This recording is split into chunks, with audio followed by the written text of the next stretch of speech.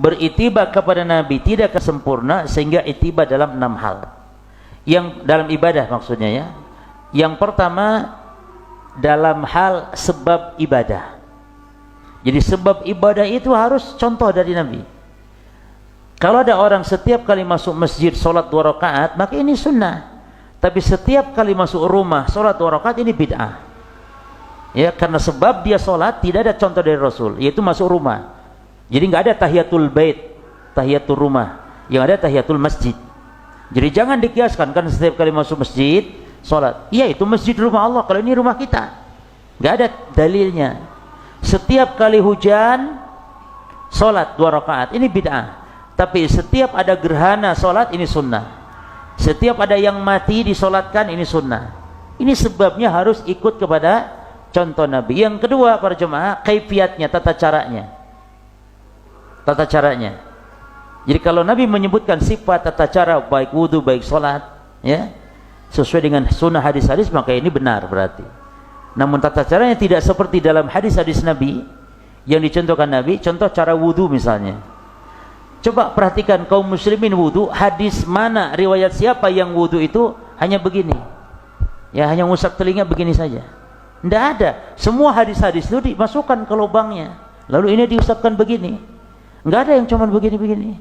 Nah, ini perlu ditangkan dalilnya. Kalau ada tafadhol silahkan. Kalau ini sunnah Nabi juga mungkin ada hadis lain. Ya, barangkali enggak masalah. Ini salah satu contoh kaifiat jemaah. Yang ketiga, tempat ibadah.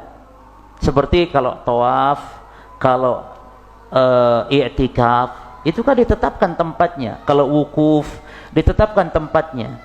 Kalau misalnya i'tikaf itu supaya lebih mantap di hutan atau di gua di Mbah Jamrong supaya lebih mantap. I'tikaf. Kan i'tikaf apa? Semedi. Sebenarnya i'tikaf itu semedi jemaah. Cuman semedi yang syar'i, yaitu mengurung diri, mengosongkan diri dari dunia untuk hanya berdua-duaan dengan Allah. Di mana? Di masjid.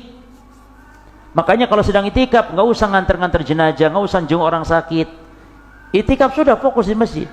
Ibadah yang agung, ya, baik di bulan Ramadan wabil khusus atau di luar Ramadan nggak masalah itikaf. Cuman barangkali Ustaz kalau di masjid kurang mantap, apalagi masjidnya sekarang masih di kampung-kampung kita juga. Saya itikafnya di hutan sana supaya lebih sepi. Nah, ini berarti tidak benar penetapan tempat ini. Sebab Allah mengatakan wala tubasyirhuna wa antum akifuna fil masajid. Allah menyebut tempat itikaf itu di masjid. Ya. Terus az-zaman, waktu jemaah. Yang keberapa? Yang keempat ya. Az-zaman, waktunya. Nah, juga harus sesuai dengan Nabi. Dari contoh dari Nabi sallallahu alaihi wasallam. Terus yang kelima, al-adad atau al-qadr, bilangan. Baik bilangan rakaat salat, baik bilangan wirid zikir. Ya, artinya tidak boleh seorang muslim menetapkan bilangan-bilangan dalam ibadah kecuali harus dengan dalil yang sahih. Seperti baca, kalau meruqyah baca bismillahnya itu 14 kali misalnya. Kalau ente meruqyah, tolong ya baca bismillahnya Al-Fatihahnya 14 kali. Lah ini perkataan 14 kali, ini butuh dalil jemaah. Kenapa harus 14 gitu? Makanya perkataan 7 kali, 3 kali dalam syarat ini paten, nggak boleh dirubah. Istighfar setelah sholat berapa? 3. Ustaz, nek telu kurang aku Ustaz. Terus piro? Nek aku solas. Malah ndak sah. Solas. Astagfirullah, astagfirullah, astagfirullah, astagfirullah. 11. Ndak, karena Nabi mencontohkan 3 saja. Karena Nabi SAW kata Sauban, idzan sarafa min sholati istighfar salasan. Nabi kalau selesai sholat, assalamualaikum, assalamualaikum, selesai sholat langsung beliau istighfar itu salasan. Apa faedah salasan kalau kitanya malah 11? Apa faedahnya dari hadis salasan disebut 3 kali? Maka 3 ya 3. Ustaz nek kurang ojo nang kene. Engko setelah sholat beres baru silakan istighfar. Mau 1000 kali tafadhol. Lalu yang terakhir jenis ibadah. Termasuk contoh dalam praktek jenis ibadah ini, kalau Rasul menyebutkan zakat fitrah itu dengan to'am, makanan, maka nggak boleh diganti jenisnya dengan uang. Walaupun ada ulama yang membolehkan di atasnya madhab Hanafi, namun yang benar madhab jumhur mengatakan tidak boleh dengan uang, karena di zaman Rasul sudah ada uang.